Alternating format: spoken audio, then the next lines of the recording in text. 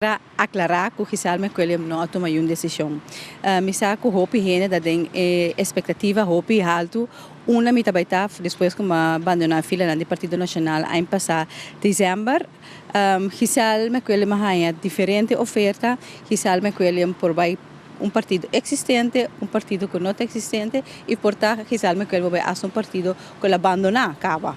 Que no momento aqui realmente que ele não toma uma decisão, me sa recentemente algo saliu de coranto matutino me inta caminha com a inteira uma história com minha maior com minha tata com não abai negociar para mim tudo coisa ita ilusão mais grande mas posição não com conhecer realmente que ele sa que a meta toma minha decisão e minha decisão não de mim e solamente de mim.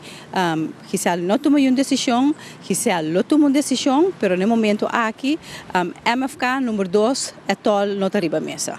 Para por decidir com também seguir com a partida também subir a lista, por exemplo, arriba che mirando também for de cuna de nacional, toch uma certa ideologia não tem no momento que decidi vai tomar uma decisão agora que também ter em conta com ideologia ou mais com visão de partido?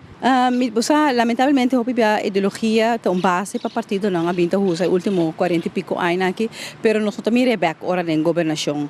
Me quer hoje em dia é maneira que eu vota do não também vota para a pessoa que não quer que tem qualidades importantes que não quer mira back de nossa governação. Antes se quiser que ele também vai claro, me vai ter em conta que ideologia para mim é a coisa mais importante da meu pueblo, classe trabalhadora, é uma mais necessidade, é muito gente grande e desenvolvimento do país aqui.